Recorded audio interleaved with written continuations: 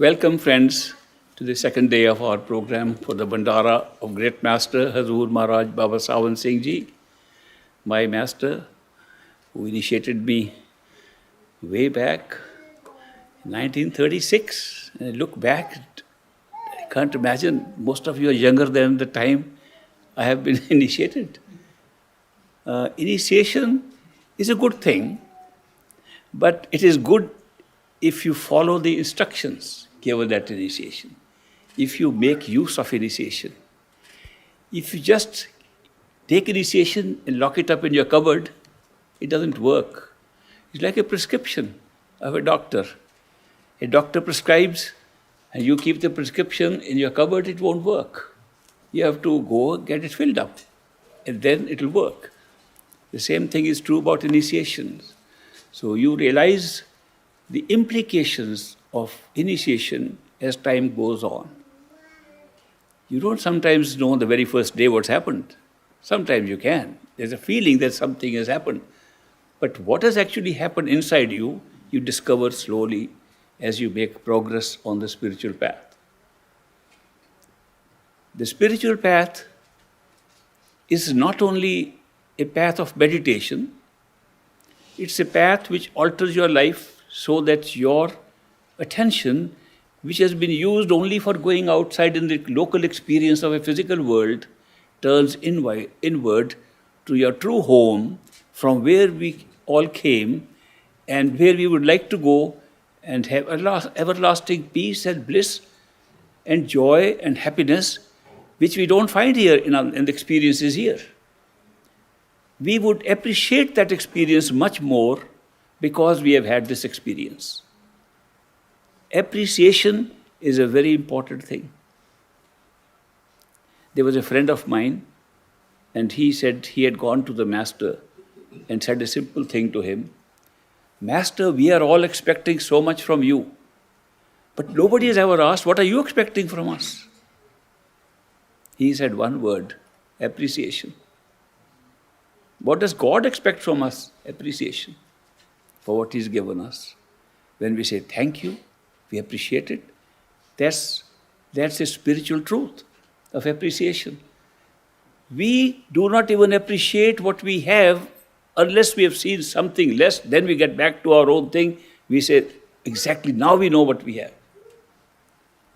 A rich man always living in riches doesn't know he's rich. When he goes little time in poverty, comes back, he appreciates his riches. We who have unlimited bliss and joy and happiness in our true home don't even appreciate fully. But when we come here and see an experience of duality, pain and pleasure and suffering, then we go back, we appreciate it. So, a short answer to the question, why are we here, would be to be able to appreciate our true state, to be able to appreciate what Sachkhand is, what the true home is. And that's why we are here. And this world of duality is a wonderful place because everything is experienced here in pairs of opposites.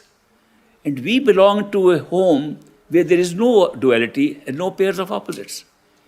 How can we appreciate something if there is no opposite? So what has been done is that we have constructed a whole universe or several universes of pairs of opposites so that these all together become an opposite of our true state and we are able to appreciate it more. It's a remarkable way it's set up. It is so perfect. When you go back home, you will see perfection in every little thing that you ever observed. You will see perfection in the way this universe has been created. You will see perfection in the ups and downs of life. You will see perfection in the suffering and the joys that you get here. Because you will see how they are balanced in order for us to appreciate our true home. So that's why it's a clear, good enough reason that we are experiencing this. The other thing is, if it was as real an experience as our true home, we would still say, well, it was not necessary maybe to have that bad experience to hear. But when we find that the experience we are having in order to appreciate our true home is merely dreamlike, not real, illusion, we feel very happy. Thank God it was just a dream. Thank God all these levels were just a dream and the reality is something else, which is so beautiful, so wonderful. It is difficult to describe Sachkhand because all description, no matter what language, what idiom we use, is confined to the three-dimension time, space, and cause and effect. We cannot get out of it. The mind cannot function outside of it. No explanation can be made outside of it. Therefore, if somebody tries to explain what is in Sachkhand, he has to make a story. It cannot be described. How can you describe something where there is no time, no space, no cause and effect, no karma, nothing at all, and yet we are there in a true home with happiness? How can you describe that? Therefore, we have to make a story. Swamiji from Agra used to describe the story like this: Sachkhand, oh, it's a beautiful place. There are tall trees, several miles high, laden with rubies and diamonds. Most of his audience was women after that. But this is just a description to just tell us there's something valuable there.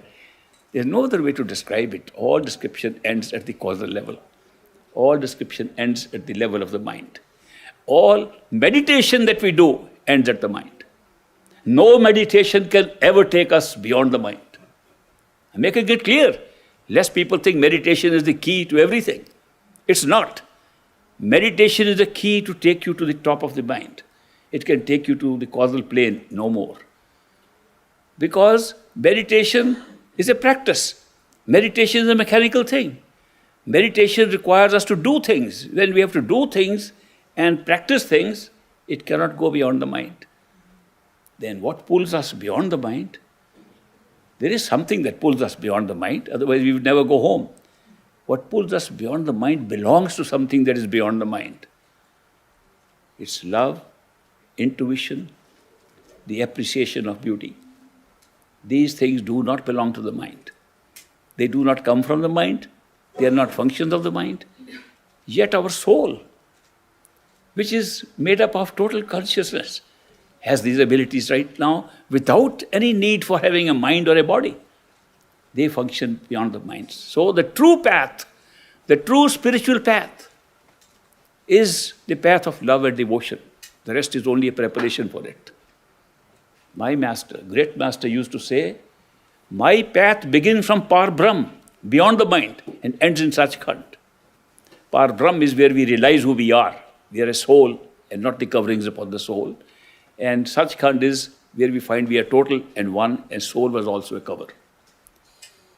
I have been talking to you from this side of the game, how we look at it from this side, how we meditate, how we try to pull our attention in. This is a local situation here from where I'm starting. Let me give you a little brief idea from the other side. How would it be? Let me start from the top and come down and see how it looks like. At the top, there is nothing but totality of consciousness. Ultimate creative power. It's a power that, because virtue of its power, can be conscious of anything it wants to be. It's consciousness, per se. When consciousness exists, it can be conscious of anything. And that's the creative power of consciousness. So, the consciousness creates different experiences around itself. It creates and experiences at the same time. And this process of creating and experiencing at the same time goes down all the way right up to the physical plane. Don't forget, this is the real nature of consciousness. When you have consciousness, it's not conscious of anything, it's conscious of anything it wants to. Therefore, the creative power and the power that picks up what it's creating is the same. Therefore, it creates and experiences at the same time. So this great power, only without division, without qualification, without numbers, without saying it is one. It can't be one if you have no concept of 2 or 3 or 5. It's not even one. It is beyond description, but it's consciousness. The only description we have is that it's the same quality of awareness that makes us aware right now, that makes us aware we are here, that makes us aware we are alive, that makes us have experience of life. Same consciousness is there. it devolves into different experiences. First, major experience, it devolves it. That like an ocean, it devolves into a drop. What is a drop? A drop is the same ocean in a small scale as an individual. When an ocean thinks I am drops, it becomes millions of drops, trillions of drops, unlimited drops. If the ocean is infinite, the number of drops becomes infinite also. The drops never leave the ocean. They are part of the ocean. There's nothing happened. There's no division. Experience has made them drops. And the totality of consciousness, the ultimate creator, now makes itself into drops within the ocean. And those drops are called souls. We are those souls. Our life, our awareness, our experiences are all arising from that experience of a drop within the ocean. But when the drop is given an identity of being a drop, it forgets the ocean. It thinks there are other drops around. It says, there are so many drops around me. Here, the one has become the many by simple act of consciousness. The consciousness has suddenly devolved into the many, unlimited many. And they are all drops of the same consciousness, connected to the same consciousness, never left the same consciousness, and yet feeling that they are drops. Souls are in the same state with the ultimate creator, that we are individuated creators. We have individuated ourselves into that first level of grand evolution and first level of basic creation of the universes, of many universes after that. Then the drop wants to expand its experience. Notice, expand its experience. Now the expansion of experience can't take place where it's already infinite. So we add another instrument, a cover upon that drop, which makes it capable of expanding its experience. And that is called the causal body or the mind. The mind is the creative power. In order to give this costume to the drop, another power is created. Not a being, not a drop, a power is created. The power, the very strong power, the strongest power created by consciousness called time. Time is translated as Kal. Kal is the most important negative power that has been ever created. There is nothing that traps us more than Kal or time. Time is a power. It doesn't mean time is flowing. It's just a power. Time then creates and is given the devolved work of creating the mind and putting its own essence into the mind. Like the total ocean of totality put its own essence into the soul. The time puts its own essence into the mind, and mind begins to work according to the time that's picked up and begins to create past, present, and future, and spreads out time in a linear way so that you can travel on time and get caught up in the travel. Immediately after that comes the law of cause and effect, and all events are then packed on that by the mind. Time has done its job by creating the mind. Mind is in the same relationship with the time as the soul is in relationship to the creator. And this timeless time then creates different kinds of time. It creates a time where it sets up the causes and to sets up events. Once it gets hold of a time that has flowing or time that has got a past, present, and future, it begins to load them with events. Infinite number of events. Loads all permutations, combinations possible of events that can be placed down and packs them nicely into little DVDs, little CDs, packs them into libraries and stores them at the very basic part of time. In the basement of time exist all these. Of course, the basement is very low on time, but when we look at it from here, it looks like at the top. It's the top because we call it the highest Akash. Akash means the sky. From our point of view, sitting here looking up at this devolution that's going on, it looks like we are looking up at the Akash, at the sky. There are many skies, several skies. Sky is a great phenomenon. To create a sky creates space, creates a world. A universe is created by a sky. Therefore, it's called Akash. Akash Bani means the sound that comes from the Akash. Akashic records, that means all the DVDs and CDs containing destinies placed in the Akash, placed there. So that Akash, which is the top of the causal plane of creation, where these are stored, these become very good instruments for time to place us into events over time. That's the now joy of creating a very great situation where souls can pick up experience from those DVDs, from those little consolidated events, packages of events. What does the event show? The event shows birth and death in a different form and all events in between. The first part of the DVD shows a birth at a certain point in time which has now been created to work linear, then death. How far apart? In terms of our physical time, about 2 to 3 million years. That is the life which is first created. That's the life of the causal body that we have.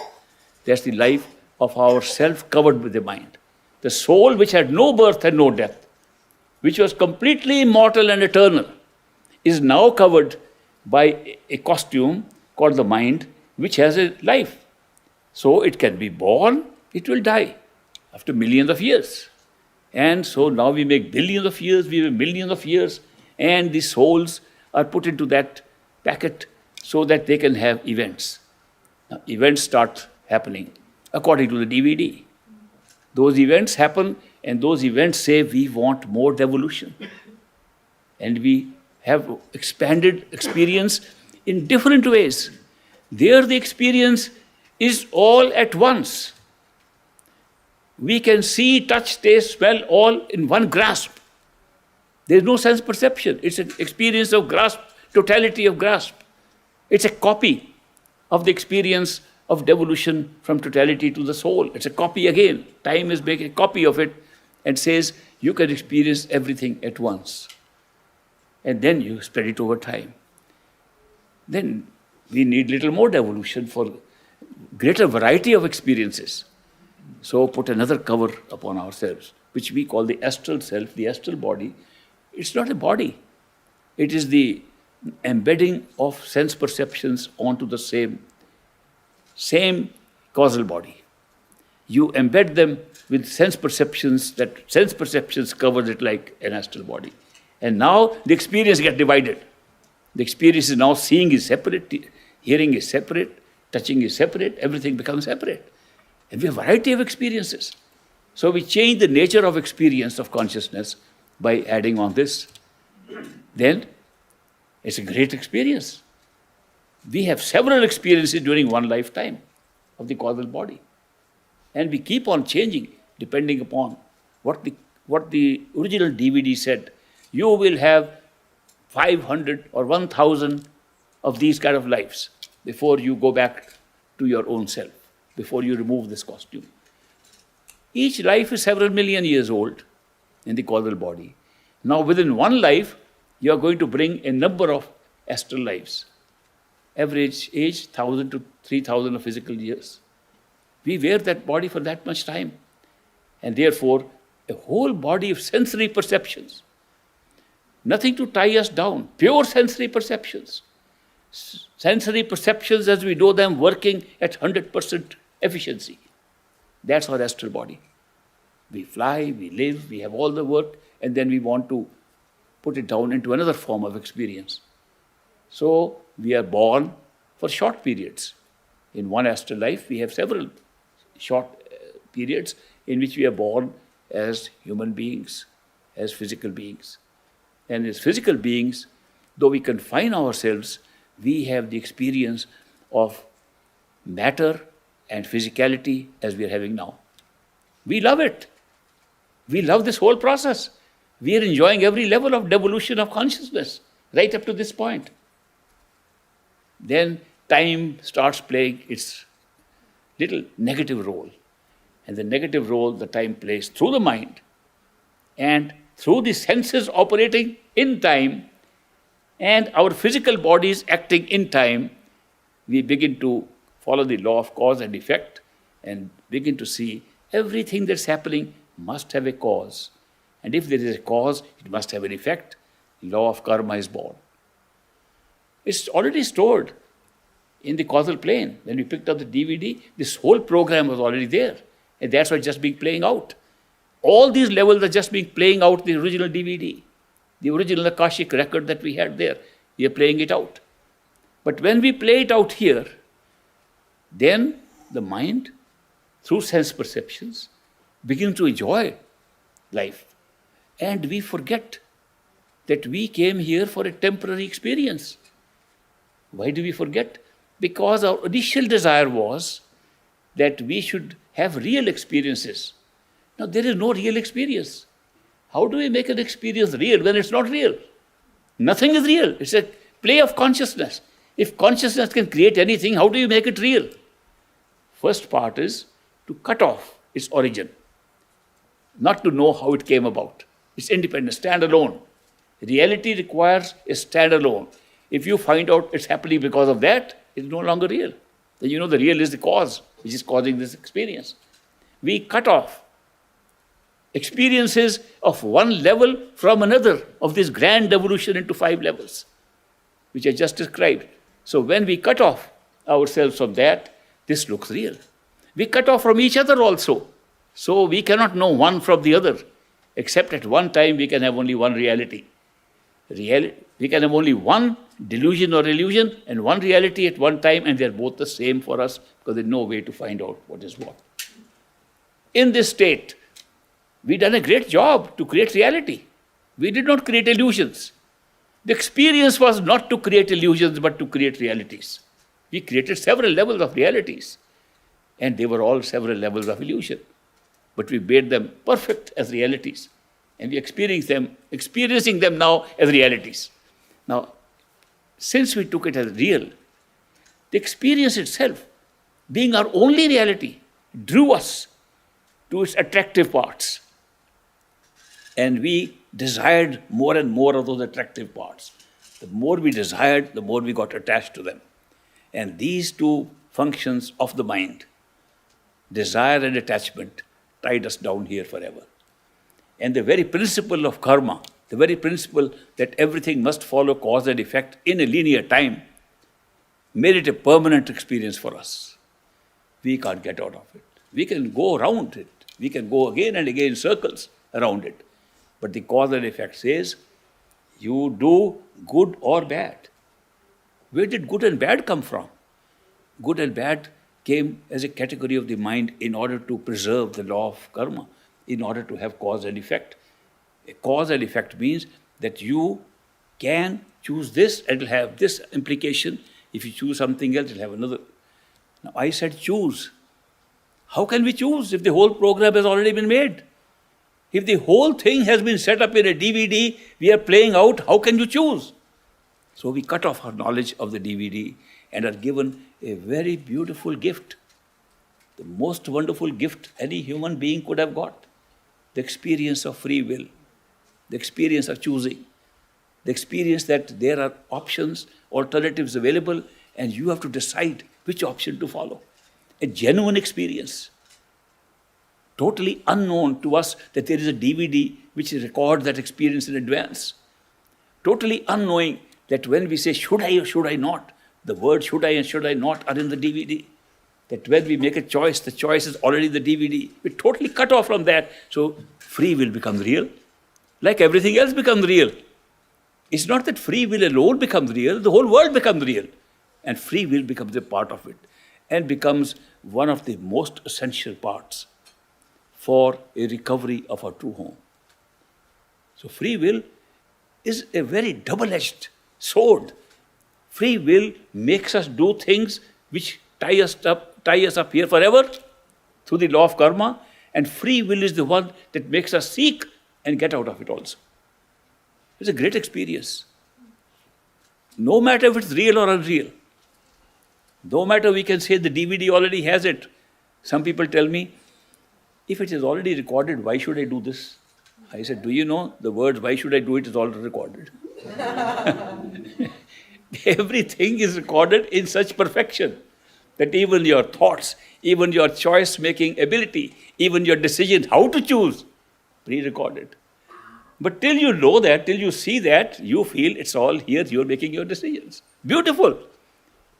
To create this kind of an illusion, where free will becomes real, even though it is not, is the most beautiful gift we got, because that very free will, the experience of free will, I don't call it free will because it's only an experience. If it were really true, if it was really true that free will is real, I would very much like to say, I can decide something that not even God knows. If God knows, it can't be free.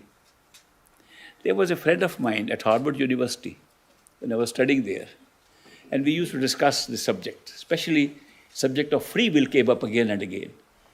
Because they said, how can it be? I make my choices every day. How do you say free will is predetermined? When I would try to explain that the choices you make are also predetermined, he would say, but I don't feel like it. I said, that's exactly the beauty of it, that you don't feel like it. One day, this friend of mine called me early morning, and he said, Ishwar, I found out that we have no free will because of my religious belief. My religious belief says that God is omnipotent, omnipresent, omniscient. Omnipotent means he has all the power. Omnipresent means he's everywhere. And omniscient means he knows everything. If he knows everything, how can we have free will? If we have free will which God doesn't even know, then we are higher than God. And I can't believe that. My religious background doesn't permit me to think that I am higher than God. So God knows everything. He must know what I am going to decide. Therefore, I have no free will. I said, will you come over to my apartment and we'll discuss it a little more? So, when he was coming to my apartment, I prepared a tray in which I placed a cup of coffee and a cup of tea and an empty cup. I said, I'm going to give him a surprise. When he came in, I said, will you have tea or coffee or nothing? I got all three on the tray. And don't use your free will, you don't have any. He said, what all my great eureka knowledge I got this morning, you're demolishing with a cup of tea and coffee only? I said, I am going to prove to you that not only you have free will, you cannot avoid free will. Free will is the greatest trap you have. When I offer you tea and coffee, what can you do? Except exercise your free will.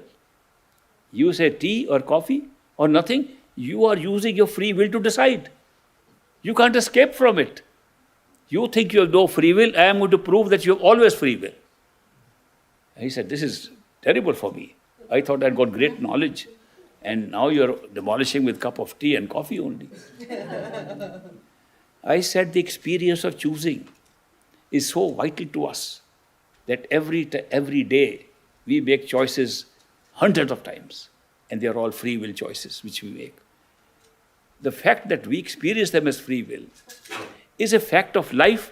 It's built into the system that you will experience it as free will. I said, okay, let's forget about this. Let me now take your side. There is no free will. Let me prove it to you scientifically. Not metaphysically, scientifically, I am going to tell you. Psychologically, I am going to tell you that you have no free will. When you make a choice, what are the factors that determine your choice? When your mind says, should I take tea or coffee? How does your mind decide tea or coffee? How does free will operate? After all, you're making a choice, and the choice is coming from your head. And your head, your brain is thinking which one to take. When the mind is operating or making a choice, what are the factors that determine which choice it will make? And I said there can be two sets of factors. One, hereditary factors, genetic. Your father liked coffee, your grandfather liked coffee, your lineage liked coffee, it's going into your genes and you like coffee. That could be one factor. The second factor could be environmental. The company you have kept. You've been sitting with coffee drinkers. They made you have a cultivation of a taste for coffee. Therefore, you're having coffee. I said, do you know that there is no third factor to make a choice? Did you know the mind is confined to only these two factors that make all choices? Either what you have inherited or what you are exposed to. And when you make a choice, both these factors are completely fixed already. You cannot change your parents and your grandparents, and nor can you change where have you been so far. So, although you think you're making a free choice, the system of making free choice, the very mechanics of making a free choice, leaves you no choice but to make the choice these two factors are dictating, and they are fixed. Therefore, you can only make one choice. But you don't know what your genetics is. You don't know all your history. You can't even remember what happened 2 days ago. How can you remember all your life? And there may be more than one life that accounts for this. But they are fixed. At every time, you are making fixed choices based on the background you already have. Therefore, scientifically also, it looks like free will. It's not free will.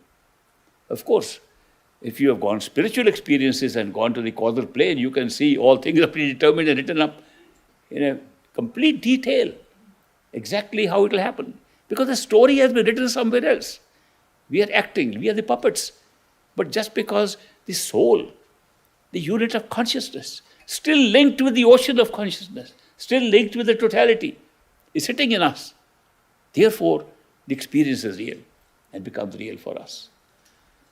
This business of a drop of ocean bothered me as a child, bothered me when I got initiated. Because my fellow satsangis, fellow followers of the Master kept on telling me that we are a drop from that big ocean, and we have been separated from the ocean for so long, and the spiritual path is to go back and merge in the ocean. That's the story I was told, this spiritual path. That bothered me a lot. I said, I am a drop. It's good, I feel good like a drop. What will happen to me if I merge in the ocean? I lose myself. And what will ocean gain by one more drop in it? Nothing. This is not a win-win game, it's a lose-lose game. Is this the spiritual path? The spiritual path is going to just merge in something that's already so big and has no value for me. And I have some value as a drop. I shine in the sun. I can make a rainbow. I'll do nothing in the big ocean. A terrible situation. I didn't want to follow this path. But I was wrong. I did not realize the truth it was a drop, but the drop never left the ocean. The drop was part of the ocean. When the drop's consciousness expanded, it became the ocean. It neither went anywhere nor separated. The only game was the game of the contraction and expansion of consciousness, the enlargement of awareness. The whole game was how much awareness you have. If you have full awareness, you are the ocean. And if you have this restricted awareness, you are the drop. The drop, how big is the drop? You can make the drop any size in an ocean. Very small droplets, big droplets, very big droplets.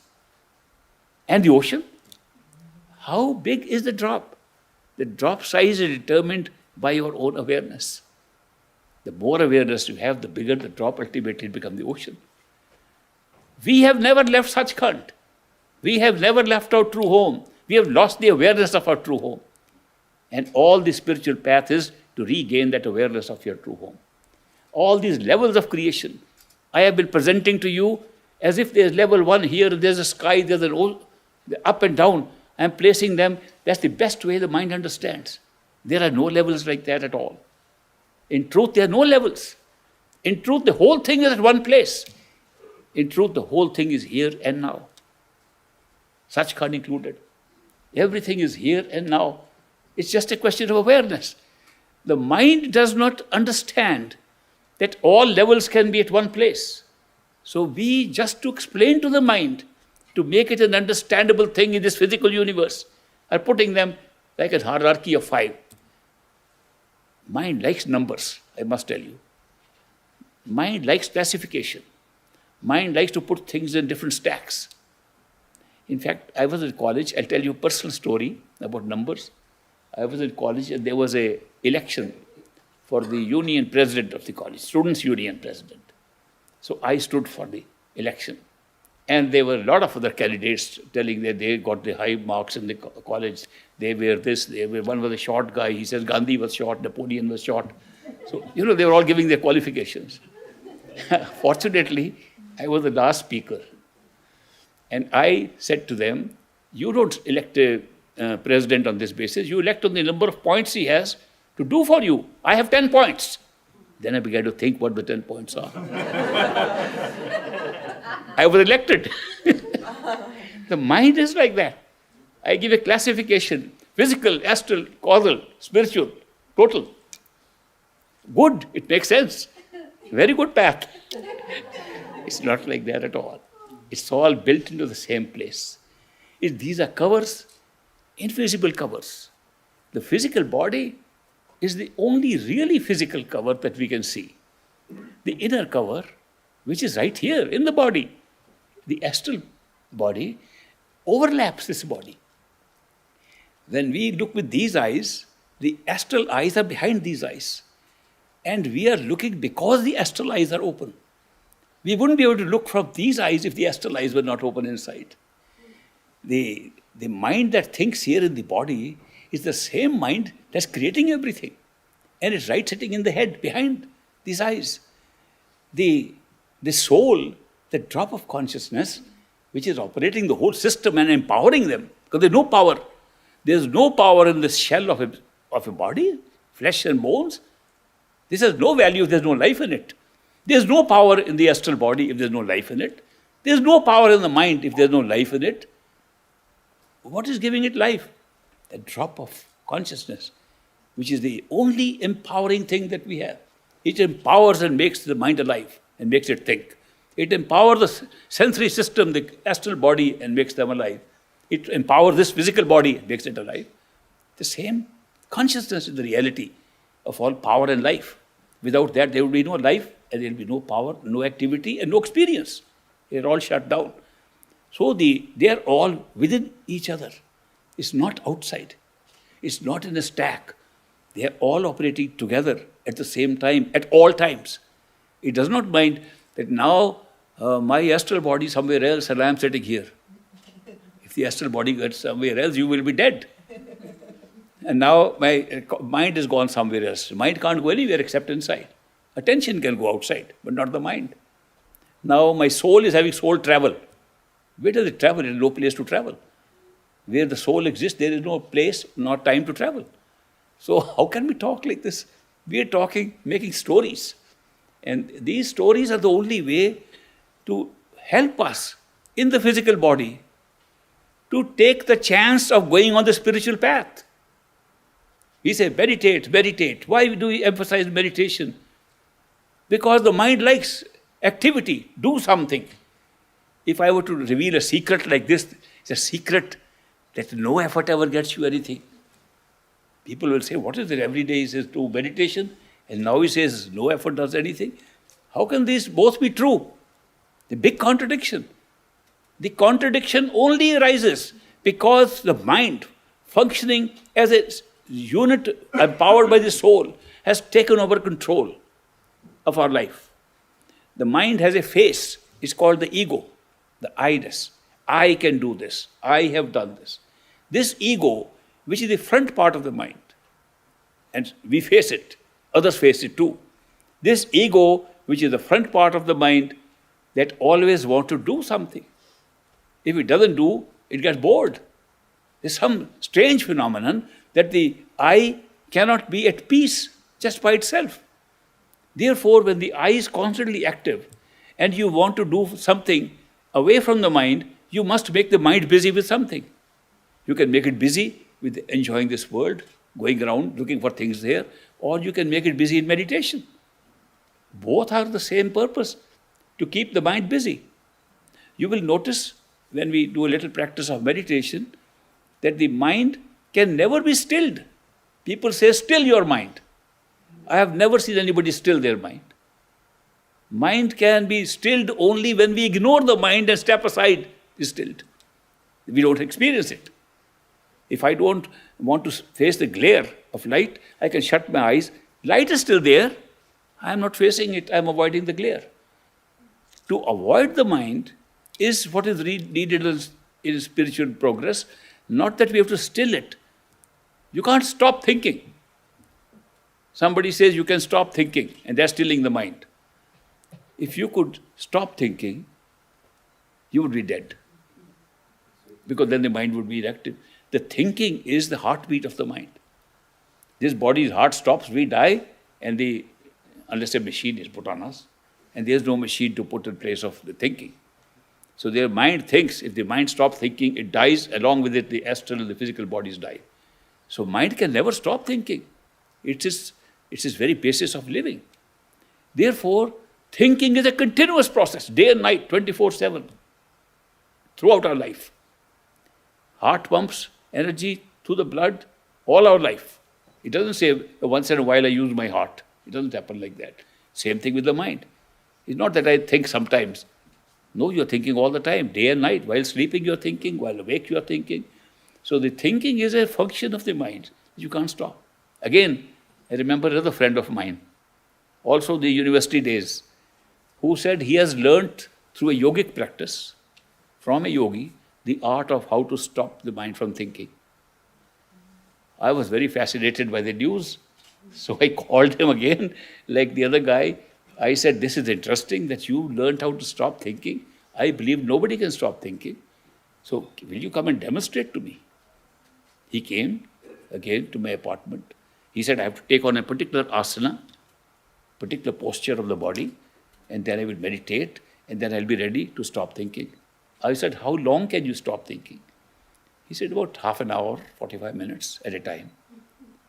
I said, if you can stop thinking for 1 minute, I'll be convinced you have found something that I don't know, totally new.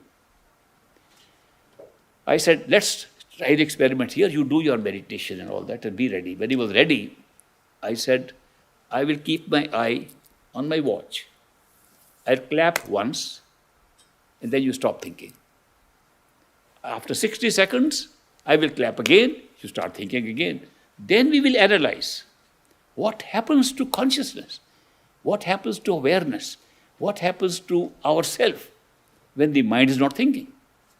There must be some very unusual experience happening that thinking is stopped and you are still there. So I would like to study that and we'll discuss it, what happens. So he got into his readiness position through his yogic asana.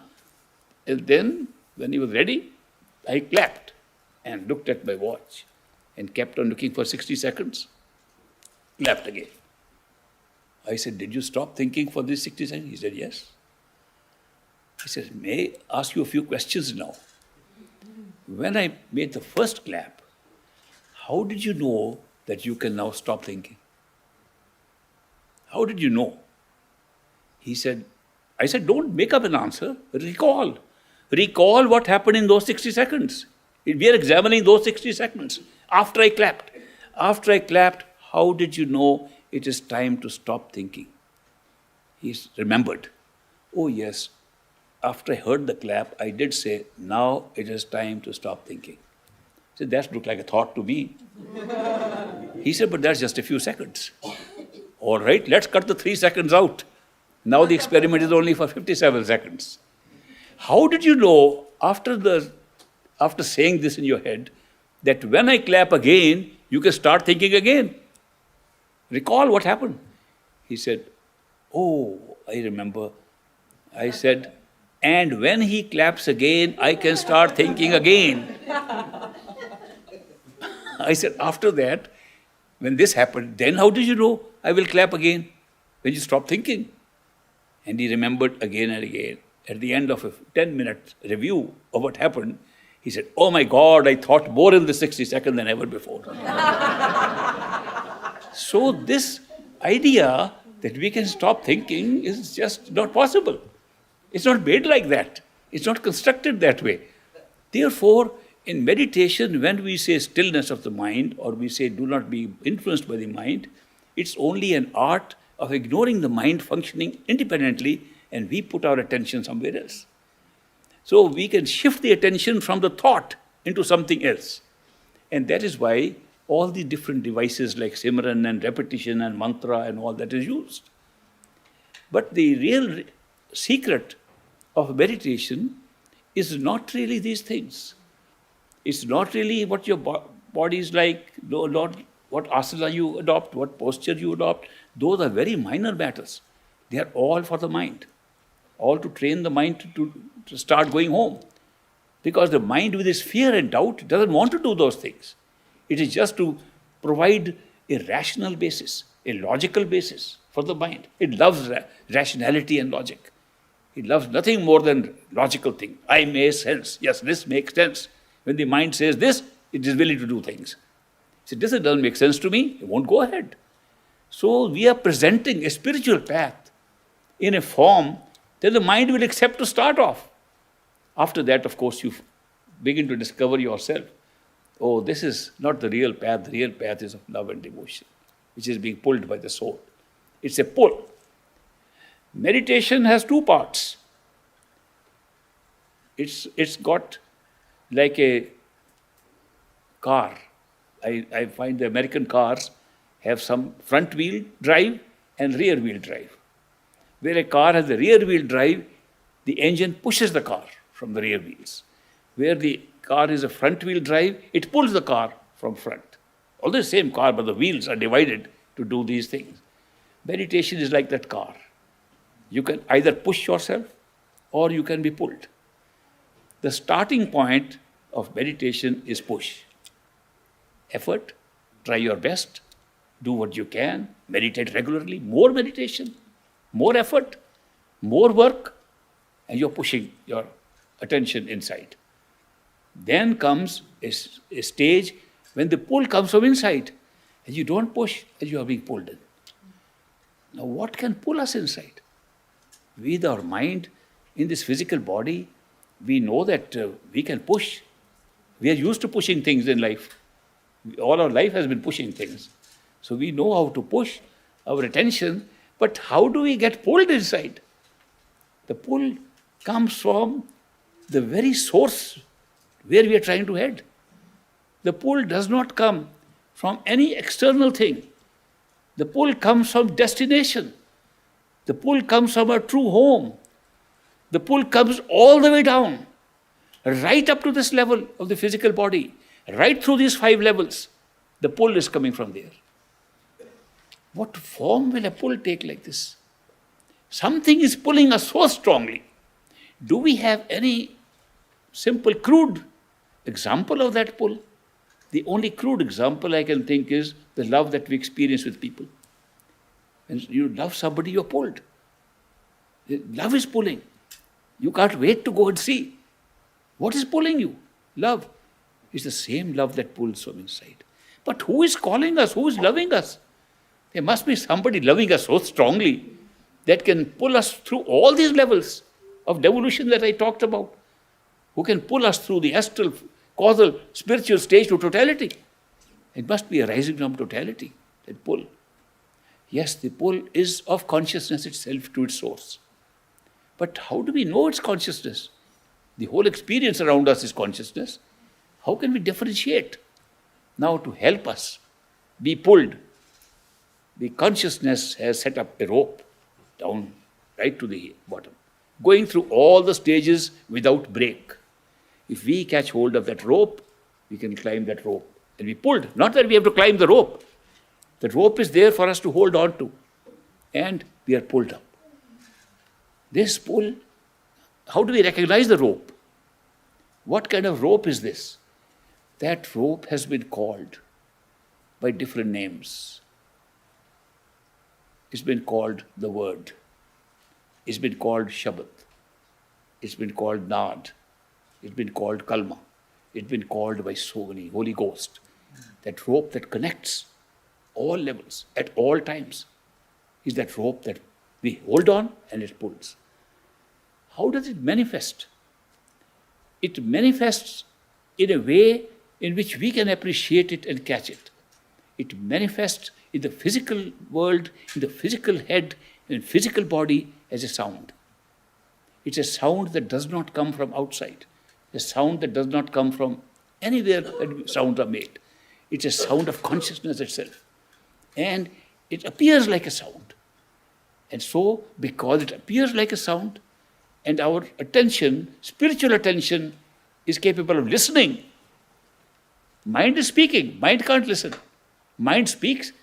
Our spiritual soul listens. Since the soul has the capacity of listening, it can turn around and listen to the sound. And if the sound can be caught at the 10th door, behind the eyes, at the third eye center of consciousness, if you can hold on, latch on to the sound pulls you all the way back. Nothing could be simpler than this. Nothing could be a better arrangement that we made to go back home than this. To carry a rope with us and go back on it. To carry a sound. Sound is merely a manifestation. It looks like sound to start with. It doesn't remain. It keeps on changing into power, into something ultimately becomes the very source of consciousness. That we are aware because of that sound. That the whole creation is around us, that the mind can function is because of that sound. It's no ordinary sound. It's the essence of creativity. It's the essence of creator. The sound is the manifest form of the creator of totality of consciousness, operating all the way down right up to here. So therefore, all the meditation we do for the sake of the mind, to prepare ourselves, is really going to lead us to that source, which if we hold on to it, we latch ourselves, the attention will be pulled and take us back to home. Simplest way, the most wonderful way, out of all the yogas, and I studied a lot of them, and I practiced a lot of them. And in my defiant skeptic days, I was very keen to practice everything. And especially after initiation, the great master told me, what I have given you worked for me, you go and look for anything better and take it. I really started looking for everything to get something better. So I did practice a lot of these things. Out of all the yogas that I have gone through, the best yoga is the yoga of the attention lashed onto the sound current, called Surt Shabd Yoga. Surt is attention, Shabd is the sound, and yoga means union with your own true self. This is the Surt Shabd Yoga that I practiced and found it useful. And I recommend it. If I find something better than Surt Shabd Yoga, I'll take it. Even today, I haven't found yet. And I've lived quite a number of years. You can see that. In November, I'll be 88. Another lucky number for me, 8 and 8.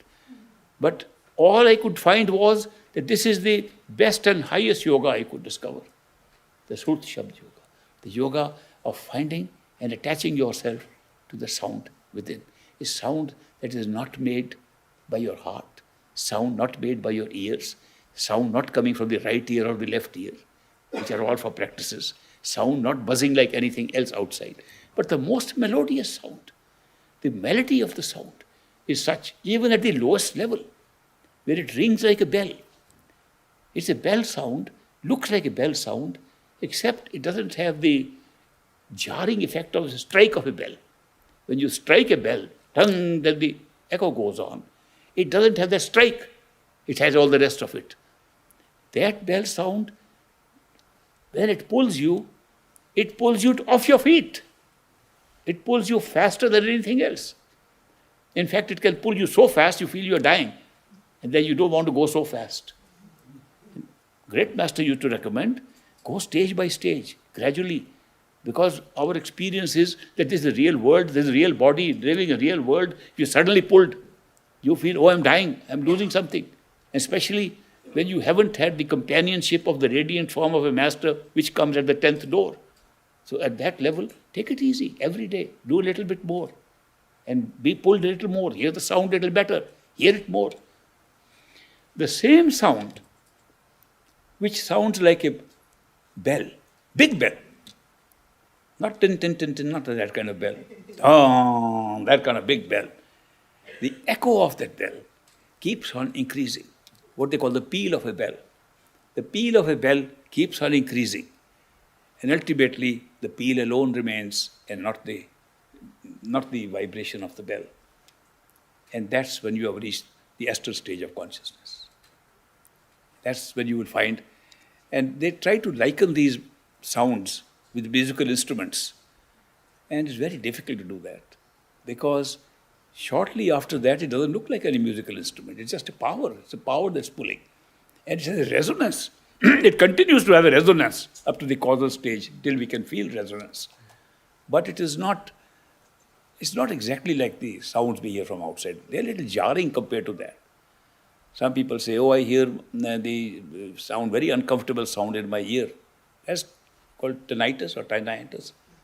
That's a problem with the ear. That's not that sound. And some people say, oh, we were told only listen to right sound, not to the left sound, otherwise you go to Kal and this you Dhyal. These are all very elementary things because the right side of the brain works intuitively, the left works rationally. So it's just a method of putting you on the intuitive side, which intuition comes from higher than the mind. These are just preparatory steps. They only prepare you for the real thing. So if somebody keeps on hearing from the right ear, you know what he'll be conscious of throughout his meditation? Right ear. He'll never go beyond it. If somebody says, I'm avoiding the left ear, when one wants to avoid left ear, he'll never go anywhere. He's avoiding the left ear. These are very temporary things to move you on to the real sound. The real sound comes from the center, comes right from within you, and apparently looks like it's right behind the eyes, or maybe if you're standing there behind the eyes, near your head, inner head. That's the position it is. Because inside you can stand up, you can sit down, you can walk. Is your head. So when you take that position, that's where the inner sound comes and pulls you. So remember, our spiritual journey, real journey to the higher levels of consciousness start when you catch that sound. The rest is all preparation for it. Some people can do it very quickly. Some people take time. Why? Because in this spiritual progress, we do not take one life at a time as a unit. It's several lives. We have worked on this project of going back home for many lifetimes. We prepared slowly and slowly. The work we have done in the past comes into play when we start here. Some people from childhood are feeling such an urge to find the spiritual truth. Some people take their life in old age, they find out, oh, this was too bad, I want to find there's God, I want to find solace somewhere else. So it all depends. We have had training through religion, through understanding of other things, through books and so on, for a long period.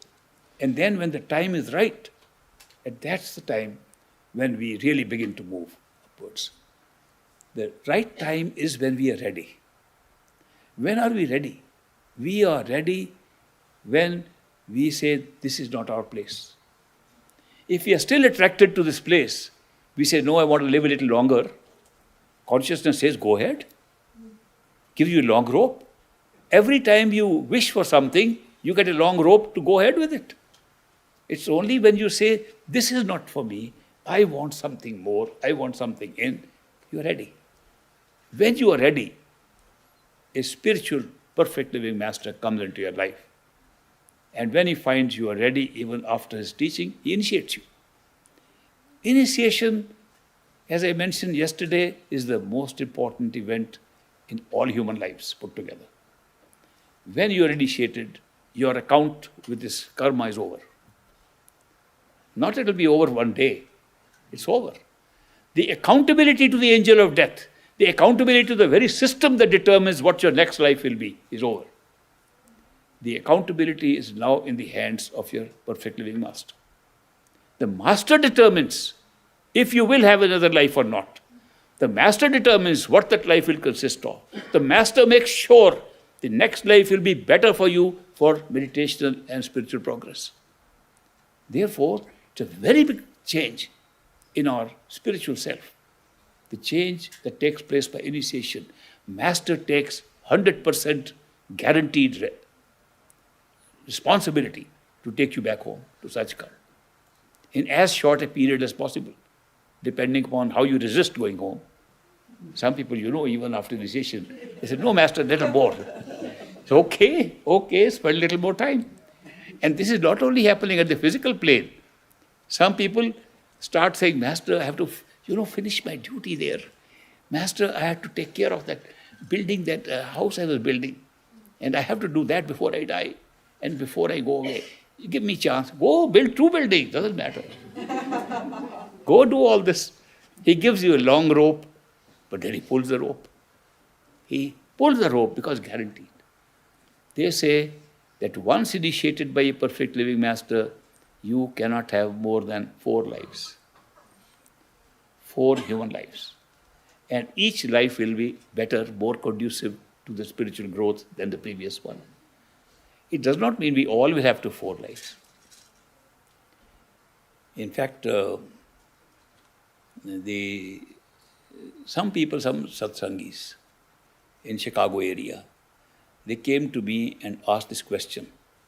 They say, is it necessary to have 4 lives? Can't we just go home in 1 life after initiation? Why should we wait that long? And I said, no, you don't have to. Then they quoted a scripture, book by Swamiji, which said, Ek janam gur bhakti. 1 life is meant for love and devotion for the master. Janam dusre naam, you get initiation 2nd life. Janam teesre turiya pad, 3rd life you go into the causal stage. Chauthe mein nij dham, and the 4th you go to Sachkhand. So they said, here is description by a master that this is the timetable he has laid down. That first you meet a master, you develop love and affection for the master, devotion, and then next life you are initiated, and 3rd life you go halfway, and then 4th life you go to the top. I said that is a standard pattern. That's a very standard pattern which number of people go through, but it is not mandatory for everybody.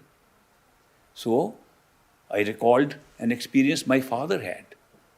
My father was initiated by the great master, Puri, and when he was initiated, he had a very terrible experience one day. That is, he was pulled so fast, he thought he was dying, and he said he'll never meditate again. Then he went to the great master, said, this is not for me. This is too frightening, this path. Great master said, who do you expect to meet when you die? So I expect to see you? Then why are you afraid? He said, the other thing is, you haven't seen me inside, so I can understand your fear. But do you know statistically that nobody has ever died during meditation? Not even a natural death. What a coincidence this is, that during meditation nobody has died. Even a natural death they haven't died. So how can you say that you're going to die just by meditation? So that gave him some security. He said, but take it easy, slow step. Darja badarja, he used these words. Go stage by stage and not all at once, don't jump. One day he heard from a fellow satsangi that great master said in his satsang that you will definitely go home in 4 lifetimes, not more. So he went to great master in the evening. He missed the satsang. So he went to great master. He said, Master, is it true that you said in the satsang today that we can't have more than 4 lives? Great master said, Lekraj, why are you bothered? You are not having given another life. This is your last life. He said, well, Master, I am asking question from another point of view. Why can't I have a 5th life? Why can't I have a more? Why are you putting a restriction on it? I understand masters come again and again. If you happen to come again, you think I would like to stay up there? Then great master explained. He said, if a person gets initiated by a perfect living master and follows his instructions, this is the last life. If a disciple follows instructions given at the time of initiation, does meditation regularly with love and devotion, this is last life. Only if one cannot follow instructions, is amiss in meditation, has not developed enough love and devotion because of other preoccupations with the world, only then he will have a 2nd life. Only if a person leaves the path and runs away, not believing in it anymore, will he ever get a 3rd life. And only one who will criticize the master, even kill the master, will have a 4th life. It doesn't mean everybody is going to have a 4th life or 4 lives. So he explained it very clearly. So let us not imagine that this is a standard formula. That it depends on what priority we give to the spiritual path. Give it first high priority, number one priority, everything is after the spiritual path to go after this life. You'll never come again. But you may go from the physical plane, but you may like to stay on the intervening plane. There was a beautiful British follower of the great master. I was very young. She was also a young girl, 18-year-old girl. And she came and she was so pretty. When I was sitting in satsang, I was looking at her rather than at the master. Young people, young age, these things happen. I was surprised that she never looked at me. Normally, my experience has been that even if the other person doesn't know you are looking at them, they have a feeling somebody is looking and they turn around. This girl never turned around. She was looking constantly at the master. English-speaking girl, master was giving a discourse in Punjabi, but she was listening as if she understood everything. She was initiated after that satsang and went back and wrote a letter to Great Master. And Great Master's mail was being attended to, especially English mail, by 4 or 5 people. One of them was my grandfather. He used to write the letters, replies, as dictated by Great Master into English language. When he saw that letter, he made a copy of it and gave it to me. He said, "This is an important letter. You will need it one day." I didn't understand why I would need it, but the letter said, "Master, after initiation, I made rapid progress. And I was at the astral stage for a while. I didn't want to leave. It was so attractive for me. My artistic tendencies in the physical world still operated there in a bigger way in the astral plane. And I wanted to spend so much time there. And then, with your help, but for you, I wouldn't have gone ahead. And with your help, I went ahead. And now I am near the great void. I know without your help, I cannot cross." A young girl writing like this was one of the greatest inspirations for me. That if she can have that experience so rapidly, so fast, and unknowing the language in which the master is speaking, there's something else, a connection. That at a young age, she must have had a great background, which she has done already, to make this rapid progress. But the significant part was that you can be distracted even in the middle of this journey. It's not a one-step journey. That you will find more temptations and more distractions at the astral plane than you find in the physical plane. So a lot of people are tarrying there, disciples of perfect living masters. You go and you'll see them there. You meet them there. They'll be there for, some of them, for 1,000 years. But the master who initiated them finally, after which they were never born as human beings, is the master still with them. Same master continues when it's your last life. Then the master, if you are initiated by a perfect living master and you die and the master dies, then what happens? You're born again and that master is gone. So then a new master appears in your life and you initiate it. Are you a disciple of this master or the one who initiated your last life? No, the last life is over. He put you on track. He's given you guarantee. The next life has come. That master has come up. Suppose you come one more life. A third master comes up. The master who is the final one after which you are never going to be born again in the physical plane is the one who will stay with you forever. Right up to Sachkhand forever. No matter how long you stay, how many distractions you have, how slow your pace may be, in the inner regions, he will be with you forever. These are very significant facts and give us an assurance that the master, physical form of a master that we meet, when we are willing to do what he is telling us on meditation, on satsang, on these other parts of the spiritual program, that he is going to be the master forever. He is a companion forever, a friend forever. It's a great feeling to have a friend like that. Unconditional love of a friend like that changes one's life completely, here and hereafter. So that's why it's important to put it high priority and make the master you love, the last master. If the master who has initiated you, you feel little, oh, it's nice, it's good, but, if there's a but in it, you're coming next time. And have a master where you won't have any buts to say. That you are so attracted to the master. You say, I love him, I miss him, I can't come again to find something else. So that's how the perfect living master remains with you all the time. This journey is not a solitary journey. The only solitary part is a very limited part up to the third eye center, the 10th door. There, the master that works is invisible to us. And the master who is visible is outside in a physical form. Up to that point, you should take advantage of the master in the physical form. That's why they say in the spiritual path, satsang is very important. What is satsang? I came to United States and they said we are going to sang. I thought we sit and sing there. I didn't know that they meant satsang. They just said sang. So, what is satsang? Sat means the truth. Sang means company. Company of the truth. Satsang is company of the truth. And what greater truth do you have? What greater evidence and manifestation of perfect ultimate truth do you have than the same truth manifest in a visible form in the physical body of a master? There's no greater thing. I've tried to say that we want to believe in God. Have you seen God? Has anybody ever seen God? Nobody has ever seen God. Because when you are in a position to see God, you are God yourself. You can't see Him. If somebody says, I want to see what is totality, you are totality.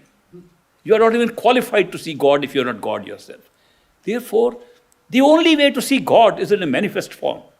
And the manifest form is when the very power of totality of consciousness becomes manifest in a human being like us.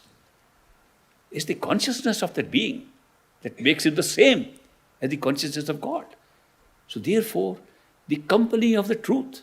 Satsang means the company of a human being with that kind of awareness. The more time you spend with that, the bigger your progress, the faster your progress on the spiritual path.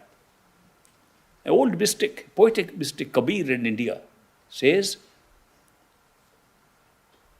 if you spend one ghadi means an hour and a half, say, if you spend an hour and a half, or half of that, say 45 minutes, or half of that, in the company of a perfect living master is worth more than 1,000 years of meditation. I know it's an exaggeration, but imagine the value is giving to being in the company of a perfect living master. What happens to us in the company of a perfect living master? Therefore, never underestimate the value of satsang. It brings our mind in line on the track again and again.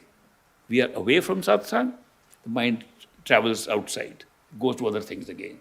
We come back, puts us back on track, gives us renewed vows. No, this time I'm going to high priority.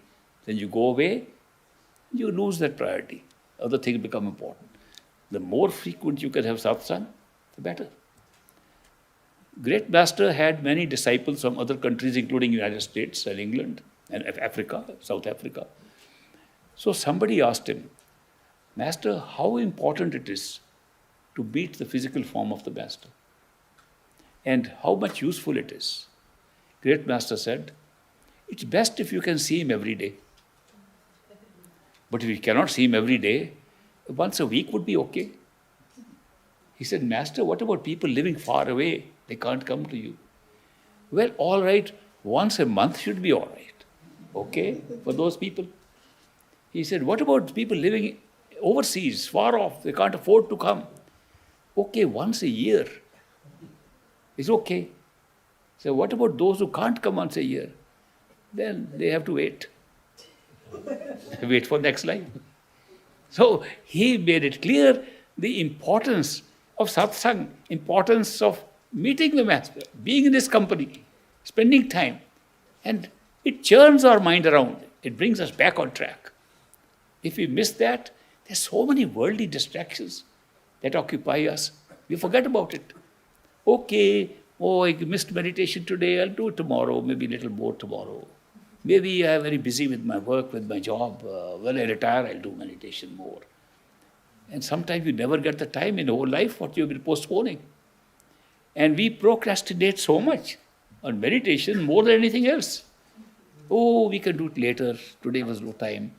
That means our priorities are not oriented to spiritual path. If we were oriented to spiritual path, put it as priority number one. This has to be done. First thing. Then I'll take care of other things. If there's a delay, I'll delay other things and not this. So that kind of priority puts you back on track. And satsang is a valuable tool for putting you in high priority on the spiritual path, that you put it in priority when it's required. I will share more information with you when we meditate today, and we'll do some other exercises and move forward from what we did yesterday. Okay, we'll have a lunch break now, and I'll see you again about 3 o'clock.